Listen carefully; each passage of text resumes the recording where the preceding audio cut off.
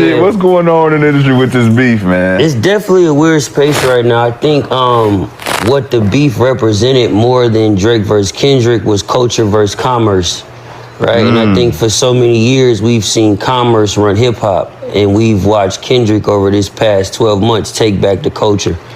And that's no offense to anybody, but for me personally, like Kendrick was somebody that, for me, like allowed me to be in the studio when I was coming up early. So when we seen this thing happening, we knew like certain people that's of the industry, they have voices on that side of the internet via academics or whatever it may be. So when Doc got into this, we was like, yo, we fully supporting Dog. Like whatever he got going on, we gonna support him. And I think what we've realized is music is getting back to a space of regional, right? Representing where you from, authenticity.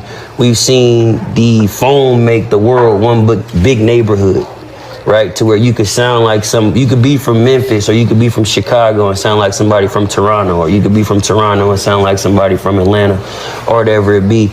I think what Kendrick did with this whole thing was bring things back to the authenticity of rap and representing your corner and your pocket of hip hop. And I don't think nobody took an L in the battle. I think it was a win for the culture as a whole. And I think where we going is very inspiring. And we're gonna keep taking shots with my dog K-Dot. We're gonna take a shot with you guys. Let's do it. We got communion. You already took his.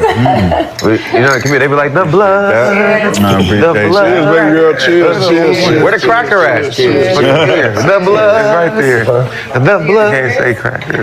Yeah, you can't say that. No, I said no, like the communion. Talking about communion. Like communion, like in church. You sure? No, I'm serious. Like, no. No, he said communion. No, seriously. You know, seriously. That's how small the motherfuckers is, though. No, right. No, I'm just saying it because of, I go to church. Yeah, this. What church you go to? Keon Kendricks on live, and I pay my tithes because I got back to the. Amen. You a cheers, cheers. Hey, Swagger B, cheers, man. Cheers. Keon Henderson in Houston. But nah, Sha, like you were saying, I think we back to a place in hip hop of authenticity. You know what I mean? And just truly being who you are. It was a point in time for the past few years to where somebody would see something working and they'd be like, you know what, I'm gonna do that. Yeah. Now Copycat. it's like, no, do you. Yeah, fact. You know what I mean? And I think the beef has brought it back to that, which is good. I mean, speaking of that, It's Brandon. okay if somebody took an L though, but it don't mean it's over. Yeah, I agree. I agree. It's okay. You can't say nobody lost. Somebody lost, but it's okay. He can still. I mean, all competitions. Somebody gonna lose. Whatever the case may be, but that don't take the greatness from dude though. That's what I'm saying. Yeah, you won, but that ain't finna stop me from. That's what I'm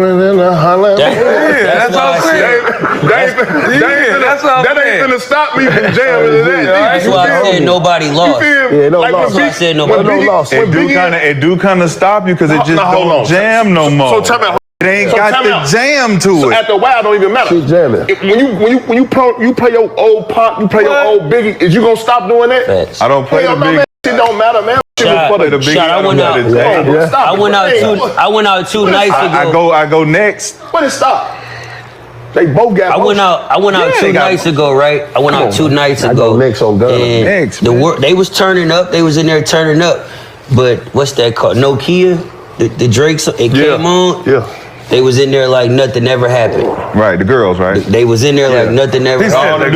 All the dudes, the girls. But still, the women provided an energy that made everybody happy. Saved them. They was in there like nothing ever happened. But remember what hip hop is built on. Exactly. Okay, so they can save you. Can't save you. They can't save you. I don't know about that. They can't At the end of the day, if people enjoying your music and they having fun to your music, they'll always chant your music, which gives you a stream, which gives you somebody that's listening He can't to you. rap no more. No, I'm saying, look, the play. So you BJ. Drake took this say He still got classes. I'm not saying that. I'm saying they just don't He hit got the more same. classes to It come. don't hit the same. It I'm don't not saying right it can't. now. I'm just It saying. don't hit the same right. But I think it will if all it takes is that one Drake song though. The Playboy Cardi album. What you think about that shit, BJ? It was I love it. Fire. Yeah, we got with 30 the Kendrick, songs. with the Kendrick reference. Yeah.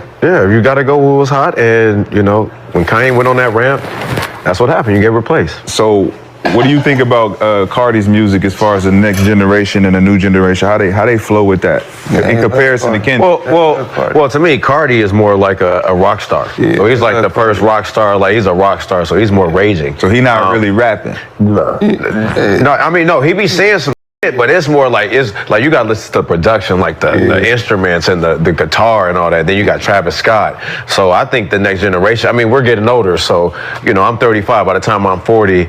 Would I still be outrageous for Cardi for Playboy Cardi? Probably not, but I just know where it's headed. Like he got big artists like Kendrick Lamar, on that wave. So it's just showing that these youngins like this is the new generation. Like we just got to get with it, or or just go back to the Black album, or go back to all these old albums that our favorite artists used to put out. And I think that's the thing is like we look at rap one way, like it's expanded at this point. Yeah. There's subgenres in rap. You have the Playboy Cardis, the Lil Uzi Verts, people like myself, Russell, right? We do lyrical rap, but you also like somebody like a Larry June. Yeah.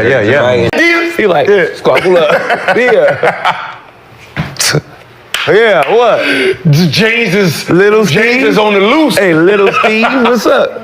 Them James is on the loose. Little Steve, I'm ready for it. What you got to say? What I gotta say? Yeah, come on, man. Come on. Yeah. Kendrick Lamar's beef with Drake, while not officially framed as a full-blown rivalry, was rooted in deeper lyrical and cultural tension. It began in 2013 when Kendrick released his verse on the song Control, which sent shockwaves through the hip-hop world.